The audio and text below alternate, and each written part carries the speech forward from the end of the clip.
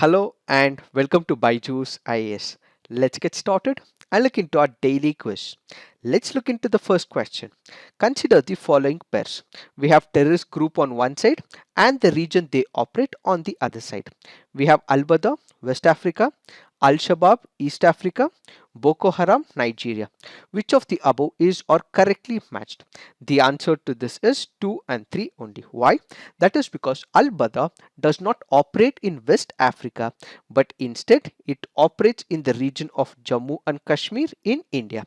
Previously, this particular organization was banned by India under Unlawful Activities Prevention Act of 2004. It is alleged that this particular organization was formed, created and was encouraged by Pakistan Inter-Services Agency in the year 1988. So what is that we have to understand? That Al-Bada does not operate in West Africa, but instead it is in Jammu and Kashmir. When it comes to Al-Shabaab, yes, it does operate in East Africa. Most of its operations are in the country of Somalia. What exactly happens with this particular organization? This organization has its allegiance pledged to Al Qaeda. What does it do? It engages itself in kidnapping, it engages itself in all the piracy activities, it engages in extortion from the local businesses, and they also get aid from other extremist organizations as well. So they have a complete control in East Africa and also in Somalia. But of late, to a limited extent, because of African Union offensive against this organization, a control has been established in this particular region, and they also have very extreme interpretation of their religious scriptures, which is why they do not let people watch the movies or listen to music. And in case people have committed an act of adultery or robbery, there have been instances where they have committed amputations and even killed them as well. Such is the case of extreme violence that has been inflicted by this particular terrorist group called as Al Shabaab, which operates in East Africa. Then we have Boko Haram. We have discussed number of times as well, and Boko Haram operates in the region of Nigeria. Why have we taken this practice question? Because of the reference given in this article. Now let's look into the next practice question. With reference to carving out a new district in a state, which of the following statements is or correct? The power to create new districts or alter or abolish existing districts rests with the state government with the consent of the central home ministry.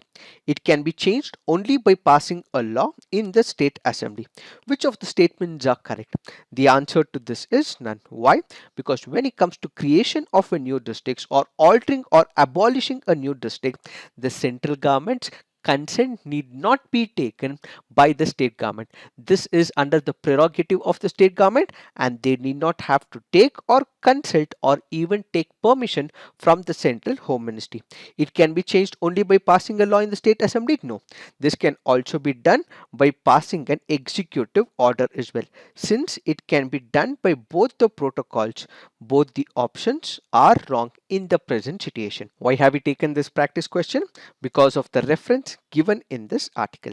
So when it comes to creation of a district, altering or abolishing it, the entire responsibility or the onus is with the state government. They need not have to consult the central government, and central government has no role to play in the alteration of the districts or the creation of new ones. When it comes to creation of a district, it can be done by passing a law in the state assembly or by an executive order. Usually the government prefers the executive order because it is easy to implement. Why do the state governments go ahead with the creation of new districts? That is because according to them, smaller the district, easy is the implementation, easy is the administration, easy is the efficiency when it comes to that particular district, which is why they go ahead and create smaller districts in a particular state. And also remember, according to 2011 census, there were about 593 districts, and in the year 2021 we may have more districts. And as of now, according to Know India, it says India has about 718 districts. But there is a small catch here. When it comes to creation of a districts, they need not have to consult the central government, but when it comes changing the name of a district, they may have to send a notification to the Home Ministry, and apart from that, they may also have to send the request to other departments like the Ministry of Earth Sciences, Intelligence Bureau, Department of Post, Geographical Survey of India Sciences, and the Railway Ministry as well. For creation, they need not have to send a request, but when it comes to changing the name, they may have to send a request to the Home Ministry and other central departments as well. Now let's look into the next question. Farzad B gas field recently seen in news is in which country? Is it in Qatar, Tajikistan, Iran, or Azerbaijan? The answer to this is Iran. Why have we taken this practice question? Because of the reference given in this article. So where is this Farzad B gas field? It is in one of the islands called as the Farsi Island. And where is this Farsi Island? It is in the country of Iran. Kindly look into the location and also remember it belongs to Iran. What is the present context? We had one of the Indian companies which had discovered this Farzad B gas field. It was supposed to enter into contract with Iran. It was supposed to exploit the natural gas as well. But in the present situation, Iran has violated the agreement and it has given this particular permission to one of its domestic gas producer, which happens to be Petraport. So going forward, Indian company may not be able to exploit this particular region, but instead what we will have is the domestic company of Iran which is going to exploit and extract the gas in this particular region. Now let's look into the next practice question. Which of the following statements about wholesale price index is or correct? WPI based inflation is used by government in preparation of fiscal, trade and other economic policies. Core inflation is the total inflation in an economy. 2015-16 is the base year for the wholesale price index. Which of the statements are correct? The answer to this is one only. Why? That is because when you look into the second statement, core inflation is the total inflation in an economy. This is a wrong statement. Why? Because the headline inflation measures and demonstrates the overall inflation in the economy. When we speak about headline inflation, it usually figures all that is there in the basket of goods and includes every other commodity, including the food as well as the energy. So when it comes to the headline inflation, it includes the food and energy, but when it comes to the core inflation, it excludes it, since we require the inclusion of all the goods in the basket, which is the headline inflation.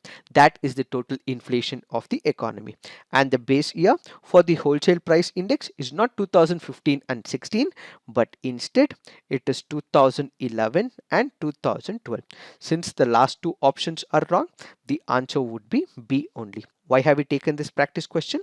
Because of the reference given in this article. Now let's look into the previous year question. Consider the following statements regarding the directive principles of state policy. The principle spells out socio-economic democracy in the country. The provisions contained in these principles are not enforceable by any court. Which of the statements are correct? The answer to this is both 1 and 2. From the directive principles of the state policy, these are the aspects which the government will have to effectively use for the governance of the country.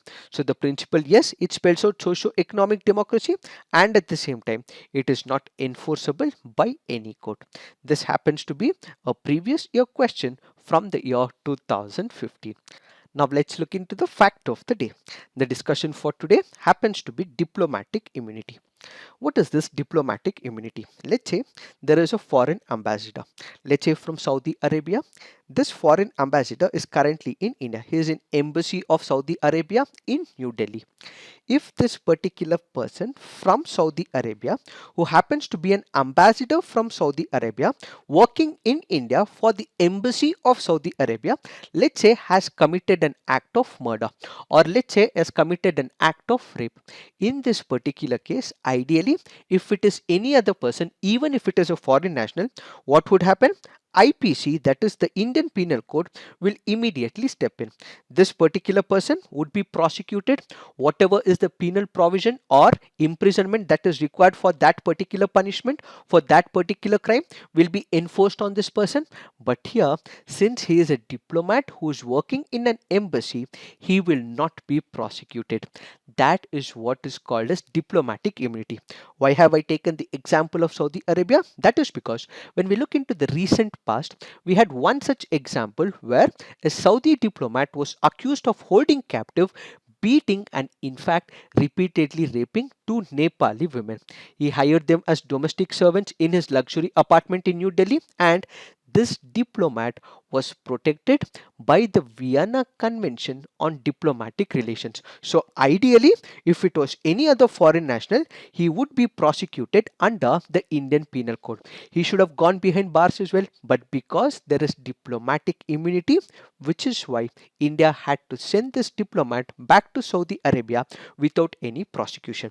The diplomatic immunity is granted on the basis of two conventions popularly called as Vienna Convention, that is Convention on Diplomatic Relations 1961, Convention on Consular Relations 1963.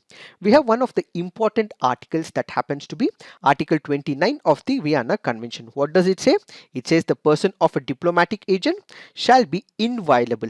He shall not be liable to any form of arrest or detention. The receiving state shall treat him with respect and shall take all necessary steps to prevent any attack on his person, freedom, or dignity. From this, we can clearly make out that a diplomat working in the embassy and his family members will not be arrested even if that person has committed a grave offense. That is what is called as diplomatic immunity.